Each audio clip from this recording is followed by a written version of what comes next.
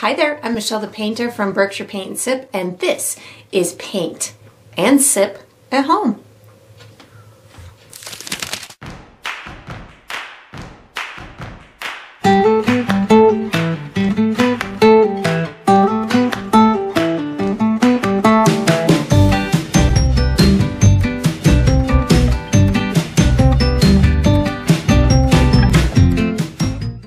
Alright, so today I'm going to be painting Geese Going South, and I'm sipping on some coffee. And if you enjoy this process, I do hope that you like and subscribe to my channel, and that you also check out my Patreon page where you can find additional painting perks. So let's get painting and let's get sipping. Alright, so for my materials today, I'm going to be using a stretched and primed 16 by 20 inch canvas. If you're painting along with me, you can certainly switch up the size, but that's what I'll be using. I'm going to be using acrylic paint today.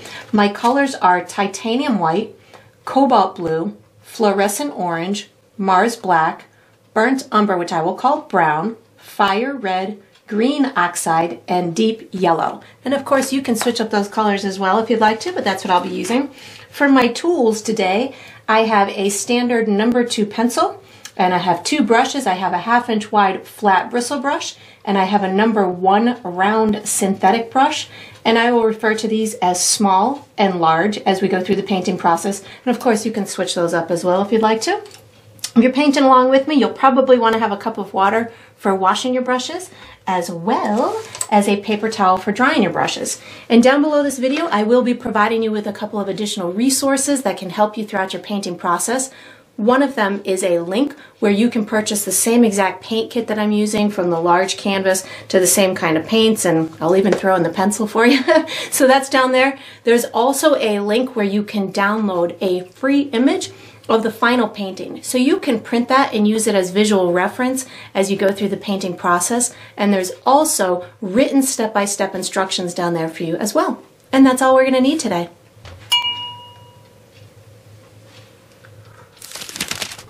Alright, so what we're going to do for the first step is we're going to be drawing an outline of our landscape. I'm going to be using my pencil. I'm going to give you a couple of markers, and we'll just connect those markers, and hopefully we'll have something that just resembles some kind of waterway type of landscape. You can certainly tweak yours and have it whatever way you'd like to. But what I'm going to do is on the right hand side, I'm going to come up about halfway, and then I'm going to go about 2 inches below that, make myself a little bit of a marker. Then I'll come about 1 inch, 1.5 inches below that, make another marker. I'm going to do the same thing over on the left hand side, so about halfway, 2 inches or so below, and then another 1.5 inches or so, inch, 1.5 inches. And then I'm just going to connect my top markers with a not super straight line, and I'll do the same thing with the bottom ones. You can have them wider or more narrow. You can really make this into whatever kind of little land line that you would like to. And then what I'm going to do is I'm going to make my tree line. But when I make this tree line, I'm going to make it a little bit lower than I want my actual trees to be, because I'm going to have the treetops kind of crossing over my sky, but I don't want to overpaint my canvas and bring my sky down too low. So I'm going to kind of section off where I want my trees to go, but again, I'm going to make them a little bit lower than I ultimately want them. So on the right hand side, I'm going to come up or down about halfway, make myself a little bit of a marker. And then on the left hand side of my canvas, I'm going to come down about 2.5 inches, make myself a marker, and I'm going to connect these two with a uneven kind of line. So I'm going to just pretend like, you know, this is going to be where my trees are going to go, but again, I will have the trees a little bit taller than this. You can make, you know, some coming down, and just have fun with how you want this to formulate itself. Just know that you're going to have a whole bunch of fun treetops on that are going to come past that, so we have little peekaboo spots seeing the sky.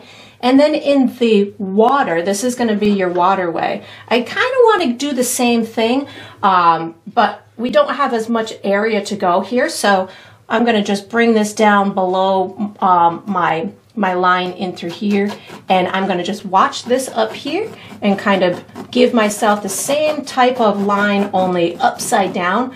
But I know that I'm going to run out of room at some point. It's probably going to be right about in, let me bring this a little bit further, somewhere right about in through here. And then the rest of these are off of the off of the canvas. So yours may end up looking a little bit different than mine.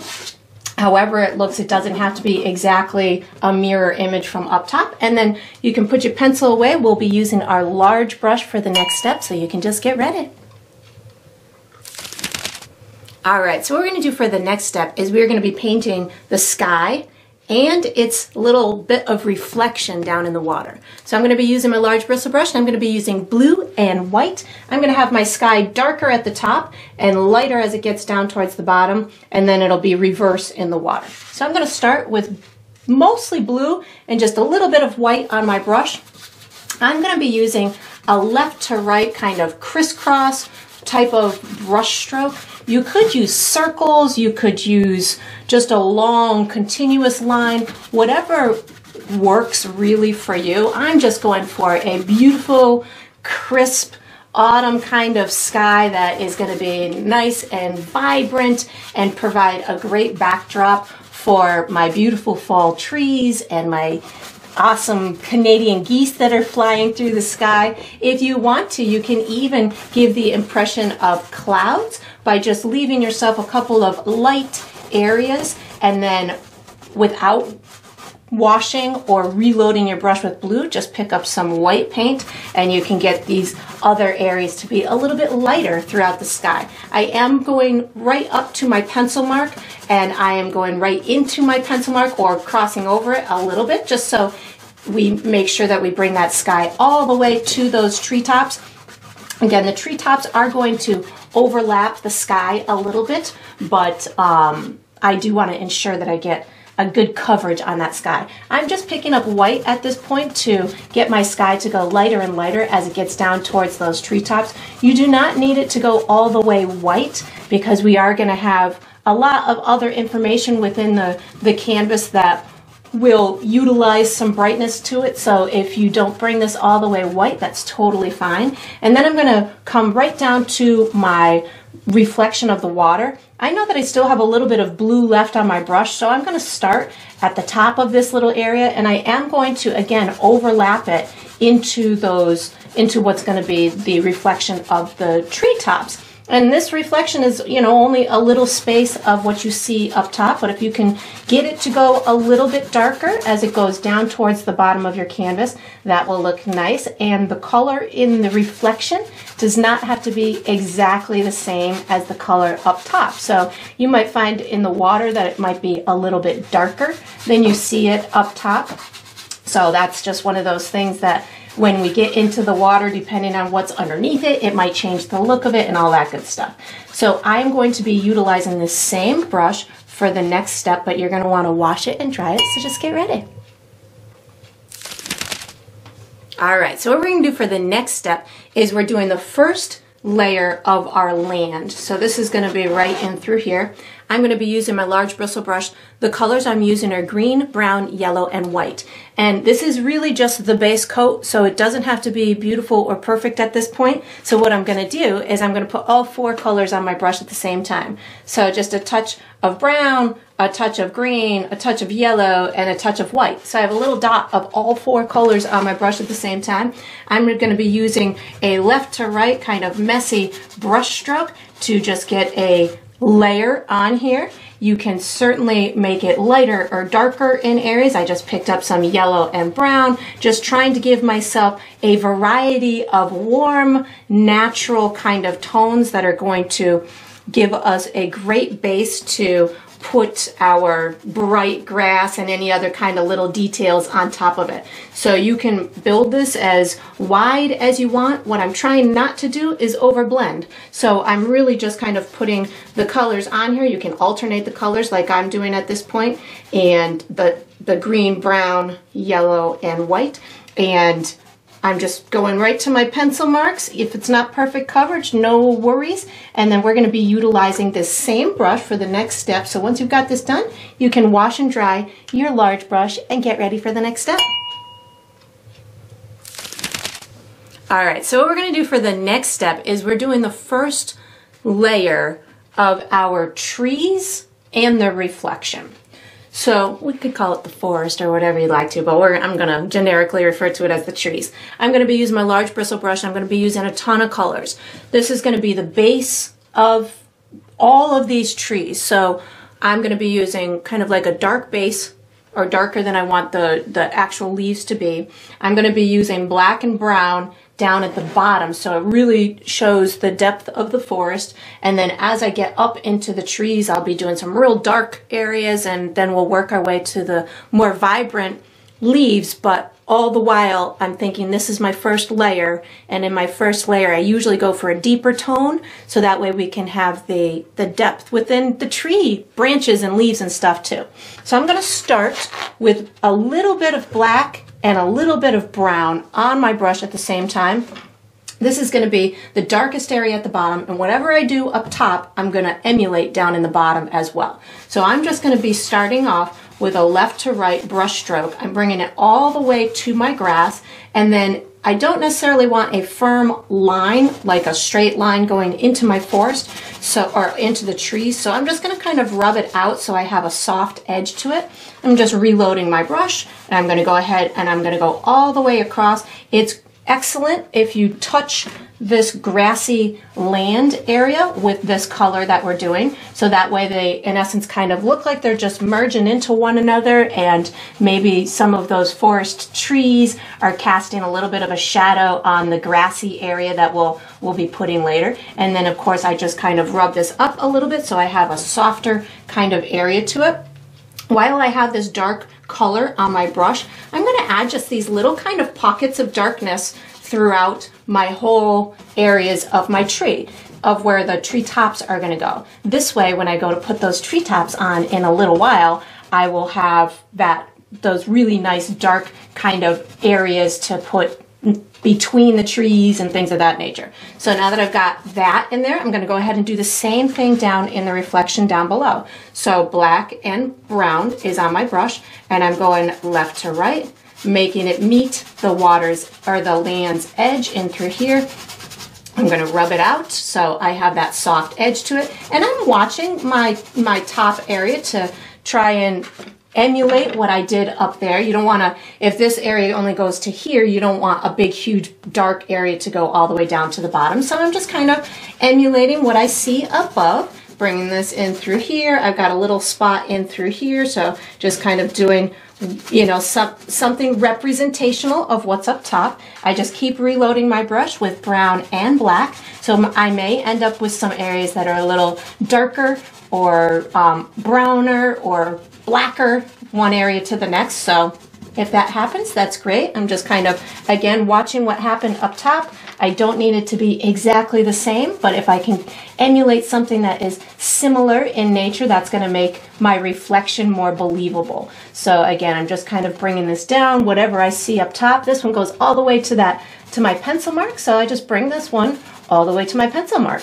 And then once I've got those areas on there, now I can start putting in what I feel to be the base coat for my trees. I'm not even going to wash my brush. I'm going to pick up some green and brown paint right now, and this is going to give me the base of a lot of my evergreen kind of trees, or maybe the trees that have not totally turned their autumn colors yet. So I'm just rubbing it in, and I'm kind of overlapping it into the neighboring color, so that way they look like they're living together.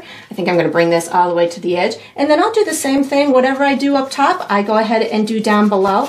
And again, I'm using pretty dark colors as my base for these leaves on the trees, so that way when I do go to put the vibrant colors on top of them, we'll have that depth and dimension throughout them. And I love using green in my autumn paintings, because to me, all leaves start green before they turn reds and oranges and yellows. So this helps to make it, for me, a very authentic kind of look. I'm going to put a little bit here, maybe a little bit here. I'm going to put maybe some over in through here. This is where also I will start to bring out my area past my footprint of my pencil mark. So you can really utilize these soft edges when you go past your pencil mark, but Again, you don't need to do too much on this step because this is really just kind of speaking to the base coat. So I just want to, whatever I do down below, I'm going to do up top. I'm thinking that's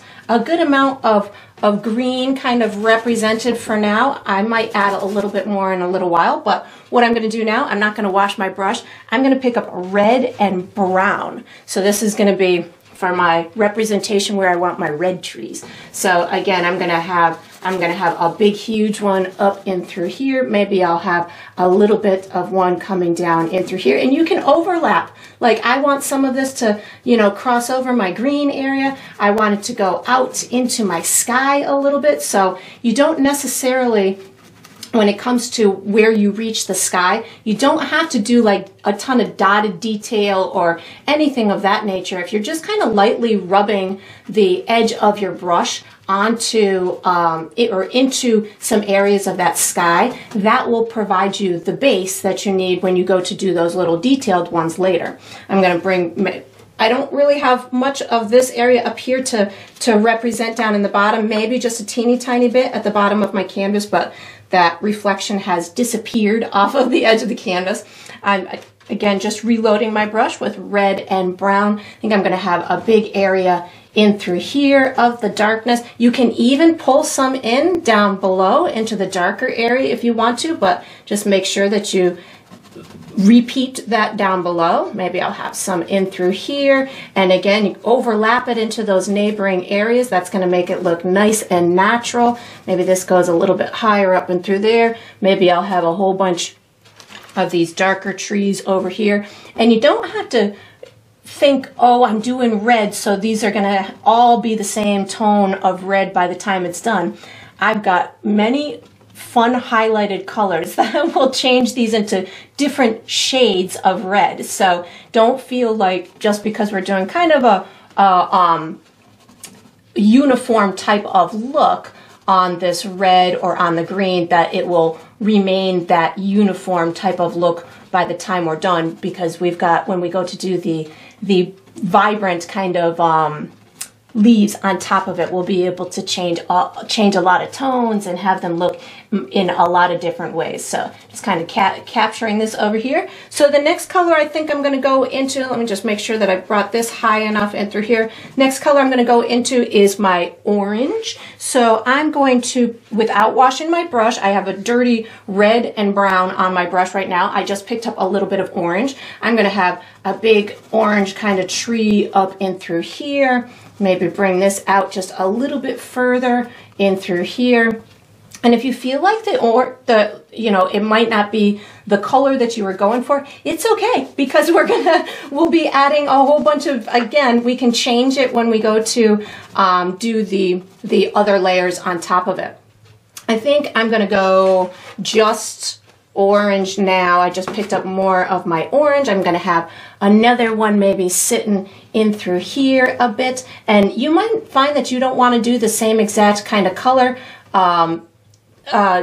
areas that I am doing. Maybe you want yours to be all red trees or all yellow trees. Feel free to just explore whatever is visually appealing to you. I think I'm going to put a little bit of this over in through here, a little bit down in through here. I think I'm going to pick up my yellow now. So yellow is going on my brush right now. Gonna have a big yellow one in through here. And when you start using like the yellow colors or any of these lighter tones, you might find that you can see through them. Don't worry about that, because again, when we go to do those additional layers on top, we'll be able to mask any translucency that might be occurring in here. I do want to bring some of this yellow, I think, over into here a bit. I like going yellow and green next to each other. That provides some good highlights. Maybe we'll do I'm putting yellow and green on my brush right now, and you'll notice I have not washed my brush. I like to utilize a dirty brush, especially when I'm doing these kind of steps in through here, because that's going to allow it to really look nice and natural and provide me with some really good really good changes throughout those colors. I think I'm gonna bring some of this maybe in through this area as well. And I'm just having fun right now, just making sure that I've got all of my areas with a nice kind of deep color that I can work with later. And that's looking pretty good to me. If you feel like you have any additional adjustments that you want to make, feel free to make them. And then we are going to be utilizing our small brush for the next step. So once you've got this done, you can put this large brush away wherever you'd like, take out your small brush, and get ready for the next step.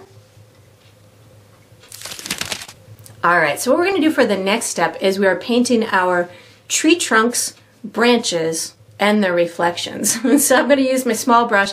I'm going to be using a combination of black, brown, and white.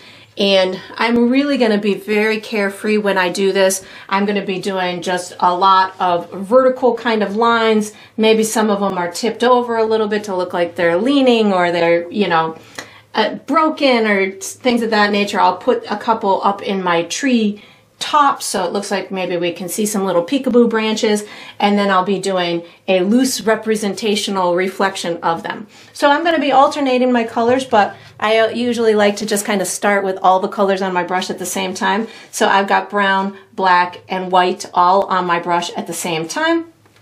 And I'm going to have them land, some of them will land within my ground in through here, and I really just kind of have fun with letting my paintbrush just kind of go in kind of chaotic type of directions. If you feel that, you know, you've got too much darkness or too much lightness, feel free to alter the color a little bit and just have fun with this. There's no rules here. You just want to give the impression that there's a forest back there.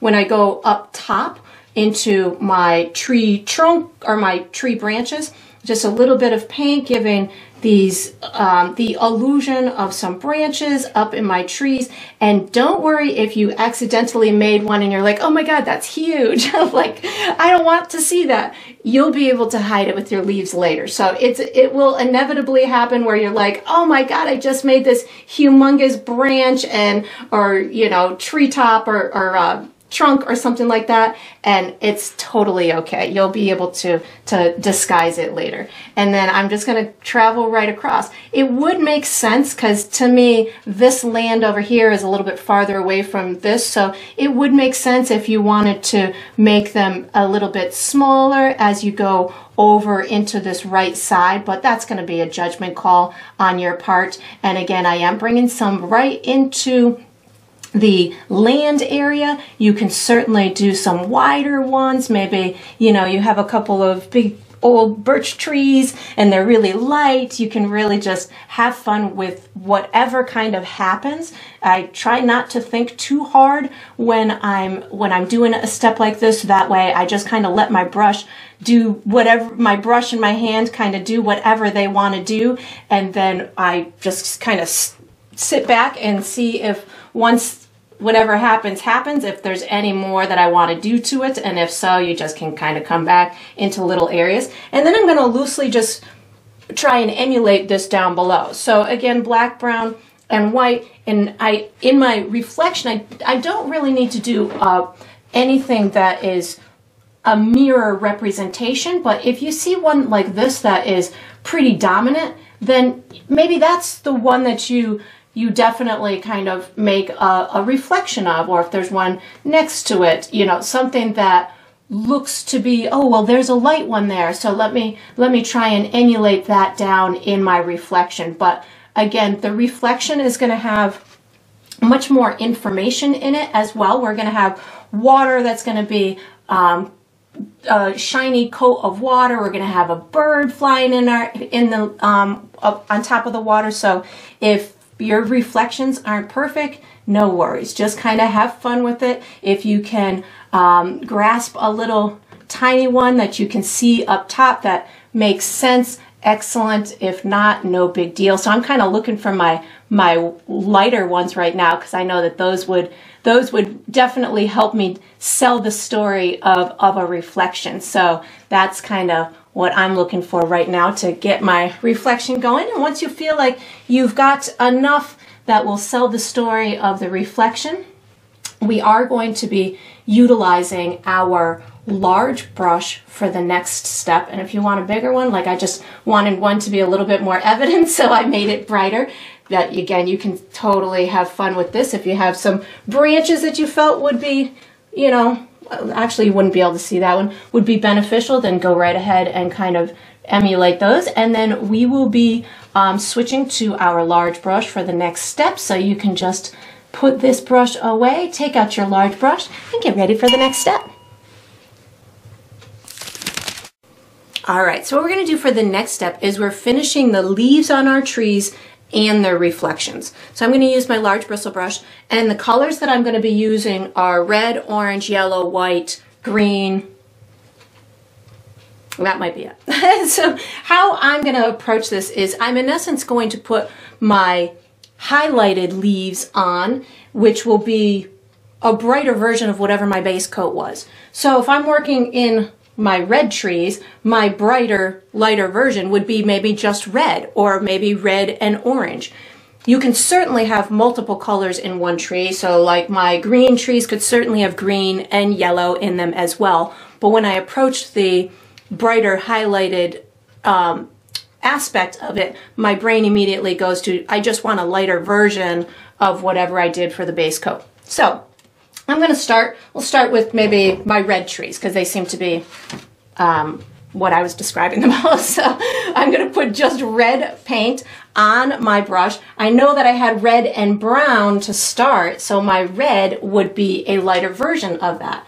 So when I approach this, I'm going to be approaching it with just kind of a dotting type of technique. I don't want to overpaint or take away from all of that shadowy kind of areas that I've put underneath. So I'm being kind of cautious, and I approach it in a slower type of formula. I know that my red is see-through, so it will take on some of those lighter aspects of the of that base coat underneath. So I'm not terribly concerned about painting it 100% because again, it's got that see-through type of version to it. So whatever I did at the top, I'm going to come down and do at the bottom. Again, I don't have much down in through here, and in my reflection, I'm going to use more of a rubbing type of technique as opposed to the dotting, simply because it's in the water and I don't need much detail because we have moving water here. So I just reloaded my brush with some red paint. So I'm approaching all of my dark red sections with a little bit of my just red paint. This comes down here. I see that I've got some up top, so I'm putting my red in these areas in through here. And then I'm gonna just continue on with all of my red areas. To make them look again more full, I'm bringing these more exterior kind of pieces into the sky, so you can see through them and have these little peekaboo spots from the sky behind it. And I'm trying not to overdo it, so that way again we continue to see the areas underneath it with all that dimension that we had in it. And this is just, you know, have fun with this. There's no reason that it needs to be exactly as mine. You just want to emulate whatever vibrancy that you would like to look at in your beautiful autumn landscape here. And then I'm doing whatever I did up top down below. I'm also going to add a little bit lighter of a version of it now on my red trees. So I'm going to be picking up a little bit of my orange, and you could certainly do orange and yellow, whatever. I put orange and yellow on my brush.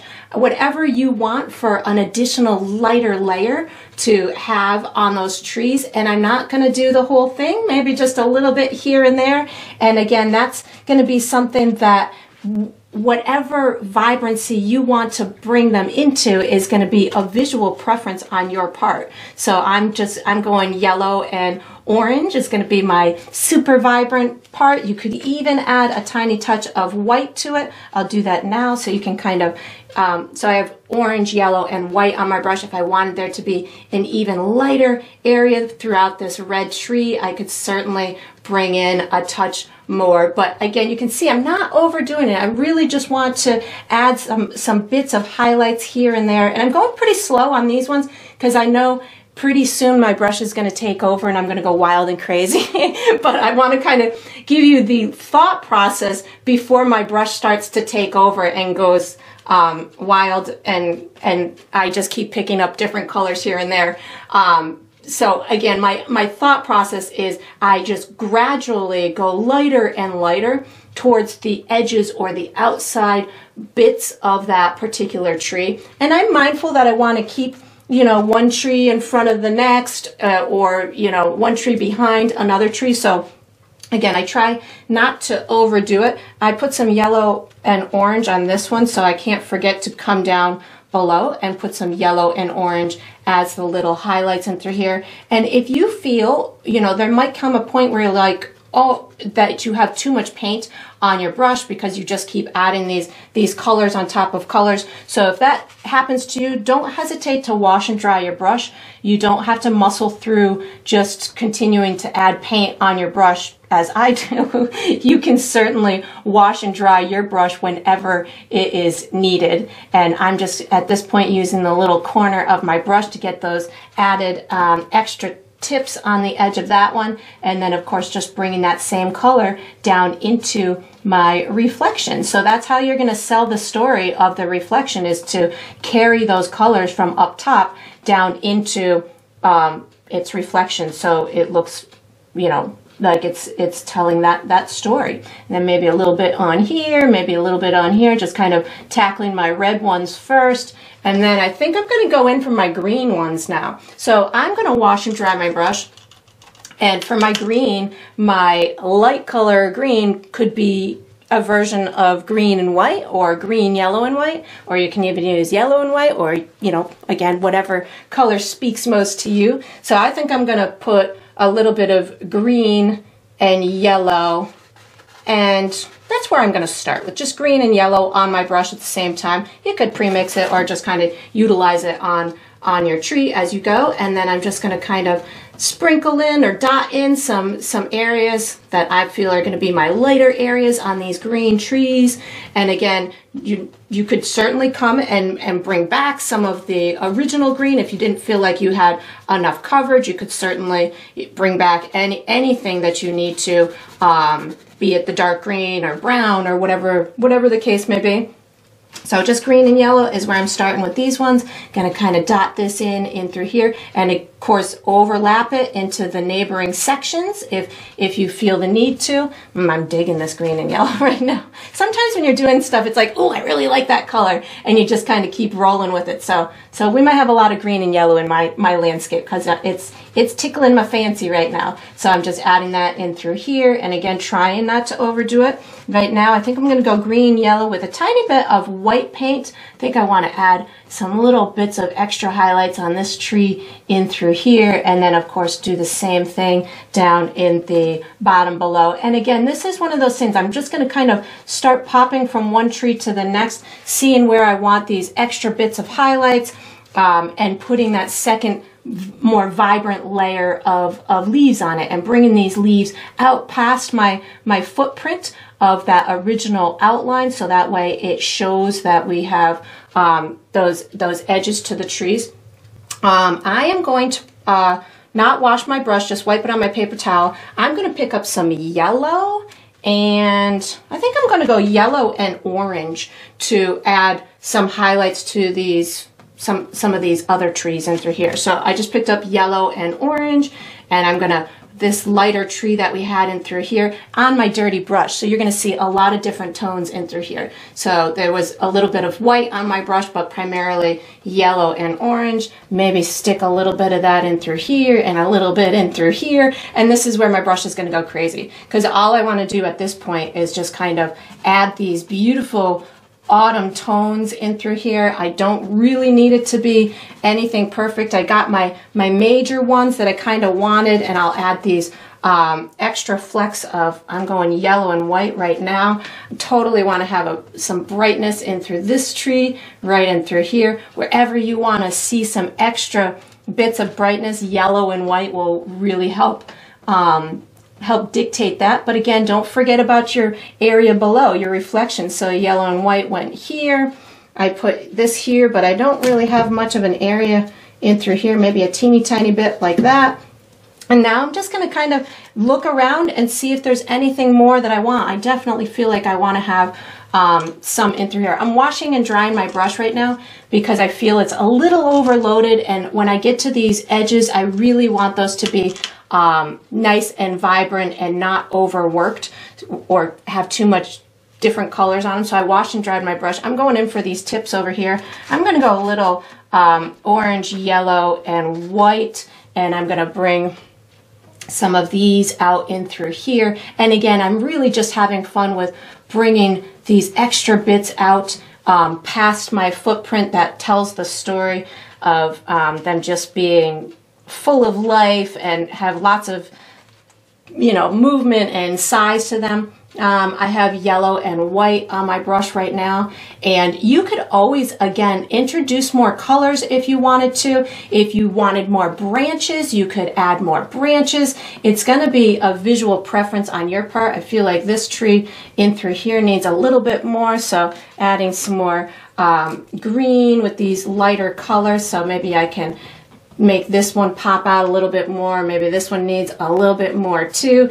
And this is the stage where I'm just kind of looking, making sure I don't forget my reflection down below. If I did do something up top, I might miss something, and if I do, I'm all right with that because I know that I'm going to be adding a soft water layer on in a little while. So if I miss something, that's okay. I'll live with it. And then just kind of keep tweaking it as much as you want to. We will be using our small brush for the next step. So I'm just going to kind of keep fiddling with mine. I might add a couple of branches here and there, but right now I'm thinking like it's pretty good. Maybe a little bit more red and orange in through here. And then once you feel like you've got yours as pretty as you want, ooh, you could have a pink tree too. Red, yellow, or red, white, and maybe just some red and white. Maybe have a little pop of pink coming in through here. Yeah, that looks pretty. I might have to add a trunk onto it though.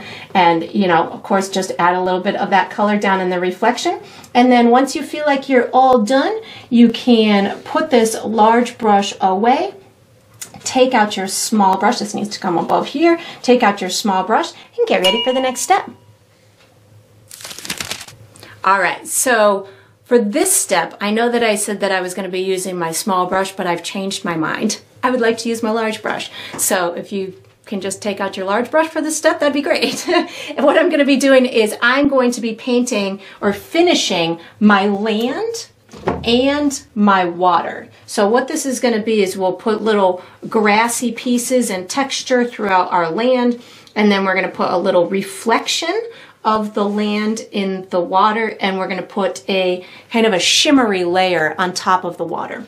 So I'm going to start with my grass, and I'm going to be using yellow, green, and white on my brush at the same time. So you don't need a lot, just a teeny tiny tip of all three of those colors on your brush. You don't even need to pre-mix it or anything like that.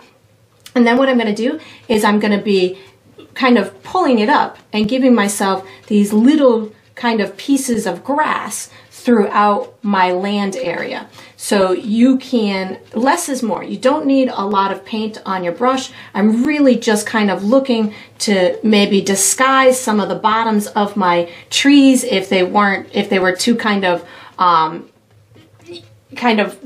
stuck in the ground. This will help you to add that bit of texture and an element of that fine, like realistic kind of look to it, and then just kind of keep altering those colors. Maybe one time you pick up a little bit of green, one time you pick up a little bit of yellow, and I'm just giving myself a touch of that, again, just texture to the land area. So it's not just a flat going across kind of brush stroke. You can even just wiggle your brush a little bit if you want to, you know, go left to right, pop it up a little bit, whatever's going to give you that texture that makes your painterly eye happy. I'm going to put a little bit more in through here, showing a little bit maybe more sunshine on the edge of this piece of land, and that's looking pretty good to me. So dots and dashes is kind of where I'm going with this. Give myself a little bit of extra information along that land's edge. And then once I've got that, I'm going to, with my dirty brush,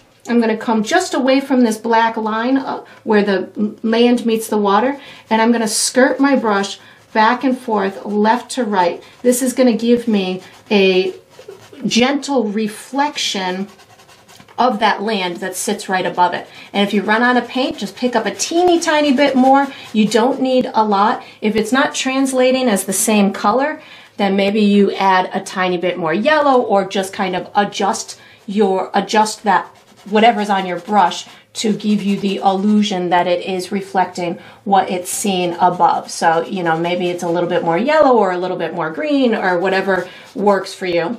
And then what I'm going to do is I'm going to not wash my brush. I'm just going to wipe it off on my paper towel. I'm going to pick up a tiny bit of blue and a tiny bit of white, just a teeny tiny bit on my brush. Then I'm going to dip my brush in my water like that. Then I'm going to tap it on my paper towel. And what I have now on my brush is watered down sky color, land color, all the colors that are surrounding this this landscape, and I'm going to put a glaze on top of my water. So this is going to end up making it look even more realistic. It's going to allow the viewer to understand that the water is perhaps in motion because the geese have just flown away from it. Perhaps it is reflecting the stuff around it. I'm not using much paint at all, just making sure that I've got the information of the stuff that's around it. I feel like I have too much green on my brush, so which would be the yellow and the green from the land. So I'm actually washing and drying my brush right now. I don't want it to be too green. I want to make sure that I have some of that blue. So I washed and dried my brush, and I didn't even reload it yet. I'm just going to kind of move this paint around. I want it to be translucent so I can see the information underneath it. So that's why I'm just kind of moving it around with a little bit of water. I just added a touch more blue and white to my brush so I can get that in through there. And then I'm just going to kind of pull this all the way across in a very loose fashion. Again, I'm not using much paint at all. It's more or less more water on my brush, and I keep putting water and wiping it off on my paper towel. This helps me to get that translucency to it, and it's allowing me to put these little bits of light spots and give this little bit of shimmer on top of the water. You can bring it all the way across. It can come on top of all of your trees if you want to. You could even put some dark areas as well if you wanted to bring in maybe some blue and a tiny bit of brown on your brush. If you wanted there to look like there's more ripples and stuff in your water, you can add maybe a little bit of blue and brown, and that's going to give you more of a almost like a movement to your water where there would be little dark spots throughout it. So feel free to explore that. Just cautiously proceed with a very little bit of paint on your brush and water, so that way you don't lose all of that detail that you've put underneath it. And then we are going to be utilizing our small brush for real this time on the next step. So once you've got your water all nice and finished and your land finished, you can do any little tweaks that you want. And then you can put this large brush away wherever you'd like to. Take out your small brush and get ready for the next step. All right, so what we're going to do for the next step is we're going to be painting the base coat of our birds. I'm going to be using my small brush, and I'm going to be using just black paint.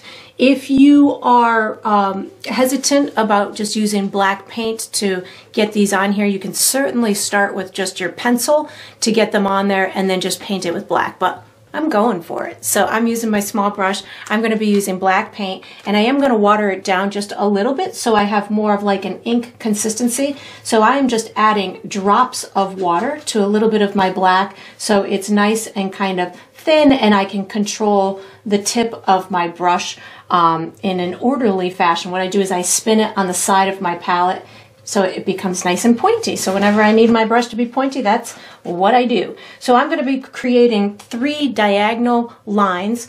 The progression is going to be a larger one here, a medium-sized one here, and a smaller one up here.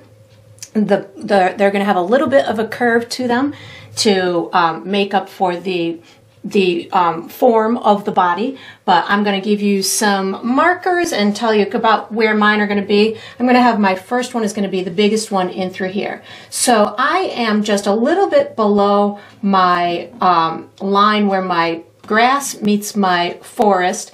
And if this is about halfway in the middle of your canvas, I'm to the left just a little bit. So that's going to be the tip of the beak somewhere in through there.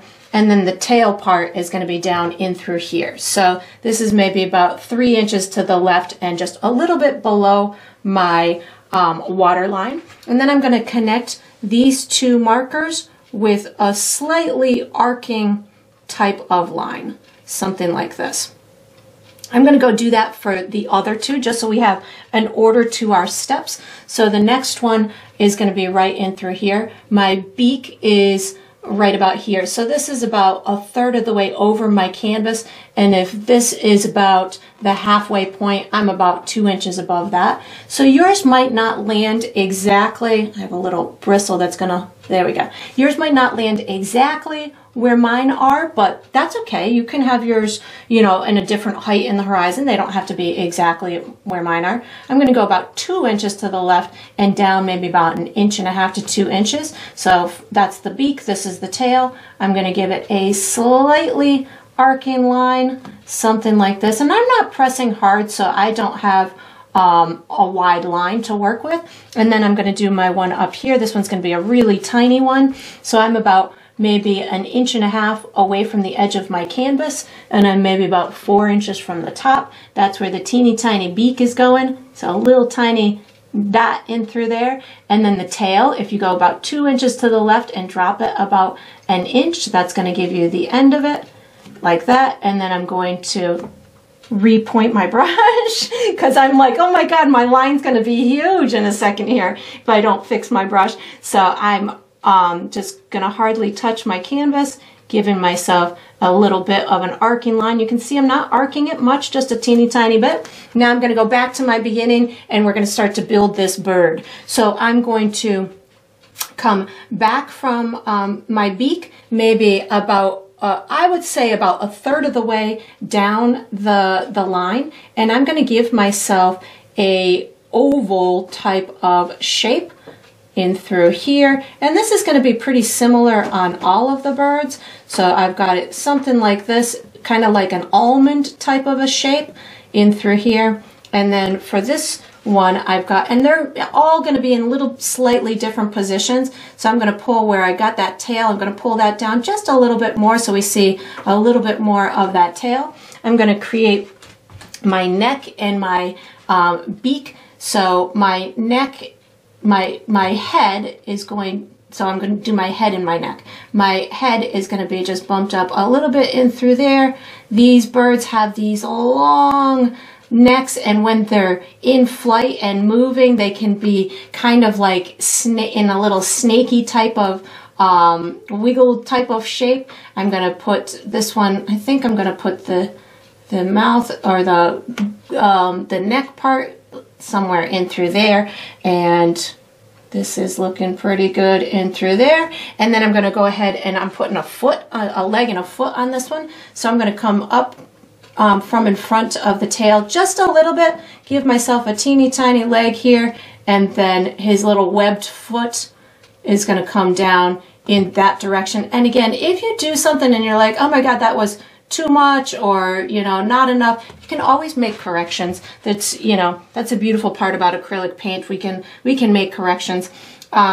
So this wing is going to be really big. We're only going to see one of the wings. I'm going to come back from this neck just a little bit. I'm going to give myself a kind of a little bit of a curved horizontal line. It's not much higher than the head, maybe a touch higher.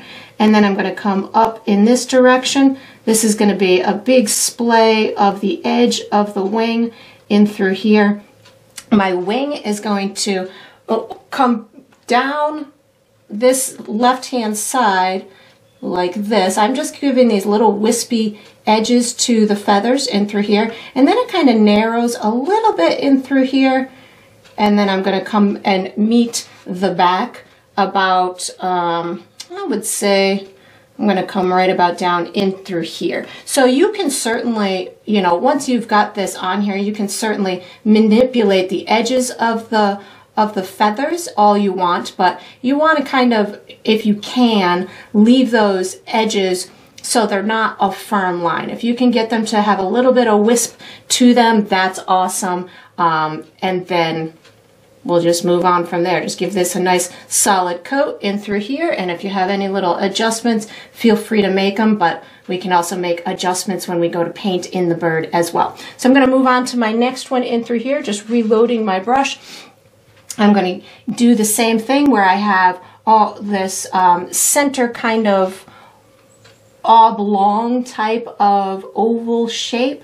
So something like this in through here. That's one side of it. I've got my other side. So this is in essence kind of representational of the body itself. So we've got this going on in through there. I'm going to go ahead and put my, just finish this little tail here, bring a couple of these little tail feathers down like that. I'm going to go ahead and do my head and my neck. So I think actually I want to bring this a little bit higher in through here. Bring this oval shape just a little bit higher. There we go. And so my neck on this one is just kind of stretched out, but I want it to, you know, look like it blends into that body a little bit. And then I'm going to put a little head right in through here, leaving myself a little tiny bit of a beak, and then just making sure it kind of blends in. And if I need to put any more information underneath the head, that's looking pretty good. I'm going to have the wings are going to be down on this one, so I'm going to have this one coming out right about here, and it's going to come out to about there. And then I'm just going to utilize the tip of my brush to make the edges of the feathers on this one. I'm going to have the other tip of the feather from the other side will show up in a second here, but first I just kind of want to get these little tiny tips of these feathers in through here. I think I want this a little bit fuller in through there. Yeah, that's looking pretty good. So it dips down a little bit more. And I'm going to do the tip of the wing from the other side. I'm going to have that just kind of poking out a little bit right in through here. That looks pretty good. Just making sure I got it the way that I want. Yep, that looks maybe a little pointier on the end. There we go. And then of course, if you had any little modifications that you felt that you wanted to do, feel free to do so. And then I'm going to go ahead and move on to my teeny tiny bird. And of course, if you wanted to, you could certainly switch and go for a smaller brush if you wanted to, but I'm going to do the same thing on this one. I'm going to do like an oval type shape for the body itself, and then just kind of poke out the little wings. So I'm going to do about a third of the way down my line is where I'm going to start this little bit of an oval shape. And this one's really tiny, so you don't really have to do much. Just give it kind of a little bump out for the body. The tail is going to be just this little pointy part at the end. My head and my beak, and my neck, I really don't need to do much for the neck itself. I'm just going to kind of give a little bump for the head. Make sure that it just kind of naturally goes into the beak, and then I'm going to go ahead and do my wing. So my wing I'm going to have coming up in through this direction. This is going to be the main wing that will be on our side here. So I've got this kind of coming in through like this, and then it's going to come up in this direction. And again, if yours doesn't turn out exactly as mine, it's okay.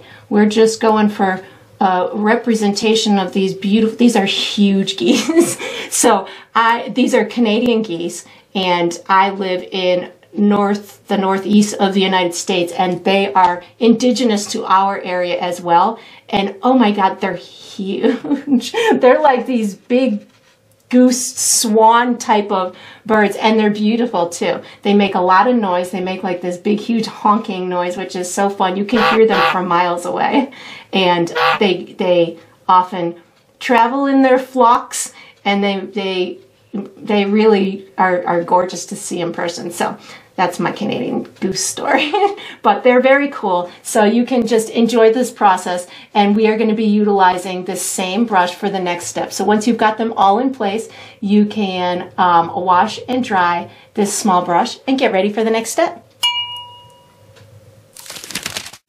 All right, so what we're going to do for the next step is we're painting the splash that this goose made when it jumped out of the water and is flying away. So I'm using my small brush. I will be primarily using white and blue, but I might use a little bit of brown or black too, but I'll let you know when I get to it. So the thought process is my goose is jumping out of the water in this type of trajectory. So if you want your goose to look like he's high out of the water, then you can put your splash down farther, and it will look like he's out of the water more. If you want it to look like he's just emerging from the water, you put the splash or the ripples right next to the bird. So I'm going to put mine down a little bit so it looks like he's, you know, made his way out of the water a little bit. I'm going to put blue and white and water on my brush at the same time to just kind of plan this out. So if he's jumping that way, I'm going to give myself this like little trail of water, little splashes that are kind of following his feet and his body, and then I'm going to get it to land or come out of wherever I want it to emerge from the water. I'm really just going to start to ripple my water with a circular type of appearance in the water, because that's what I feel it does.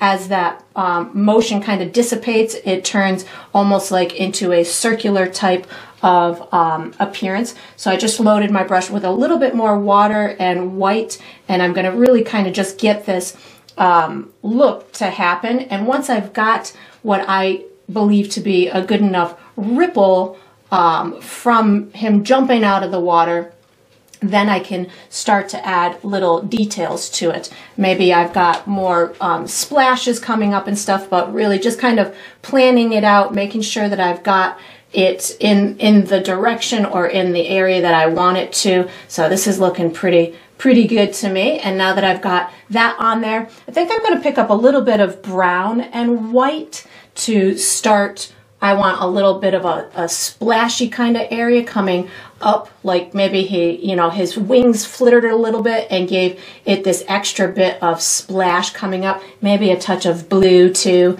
just to kind of give myself this darker type of water. And then I'll put the little white sparkly pieces on top of it. So to make water look like it's got some dimension, you don't or splash it to look like they have dimension, you don't necessarily want to just start with white. You can put, I put a darker tone on there first, and now I'm just sprinkling in or dotting in what appears to be this little piece of, there we go. My brush, there's one little bristle that was getting away from me. Putting in these little white shimmery type of marks, which is going to make it look a little bit more realistic. Maybe we've got a couple of bigger pieces just kind of making their way towards my bird, and I just kind of keep playing with it. I don't want to overdo it. Just give that information that this is, the nucleus of where the splash is coming from, and I've got some dark spots and some light spots, which will definitely tell the story of the direction that the water is splashing out in. And then once you feel like you've got enough, you can fiddle with it all you want, get it to blend in with your other water all you want, and then we're going to be using this same brush for the next step. So once you've got this all nice and done, and of course you can certainly introduce any little dark marks that will make it look a little bit more dimensional, you can do that. And then we are going to wash and dry this small brush and get ready for the next step. All right, so what we're going to do for the next step is we are finishing our geese.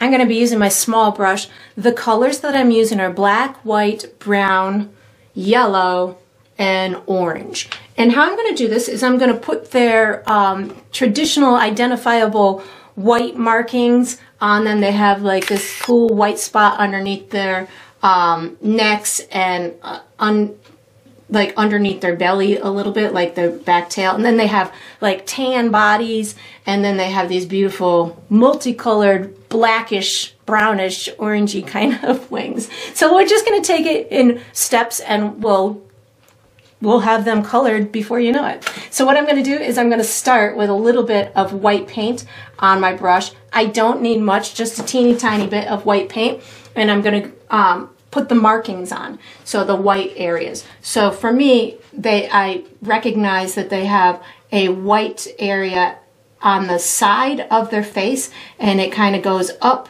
into the top back of their head. So somewhere in through here, and I'm going to do that to all of them. But this one, because we're seeing the underside of it, this one has a little bit of a white area at the bottom part of its belly too. So I'm going to just put that in here while I've got the white paint on my brush, so I don't forget about it later. So this one's got, again, just a little kind of white part underneath its belly, going underneath or near those that back tail feather. So I've got that white paint on my brush. I'm going in for this little guy's white marking on the side of its face, right in through here. And these are so small depictions of these geese that we're doing. You don't really need fantastic detail at all. And I'm going to go over on this one. I'm going to do the same thing, put that little tiny white marking right on the side of the face.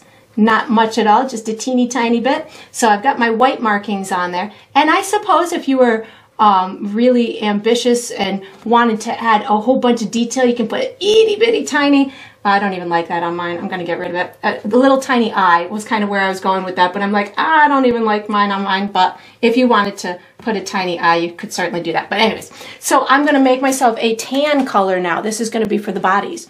So I'm going to be using white. Make this over here so you can see it. So I've got some white. I'm going to add a little bit of yellow, and I will also add a touch of brown. So I could go just brown and white, but to me that's going to make it look a little bit too muted. So my yellow in there will make it a nice kind of rich tan type of color. And you can make yours, you know, in whatever value you want, but these particular birds, to me, it's kind of a nice light tan. So this is about where I'm headed with that.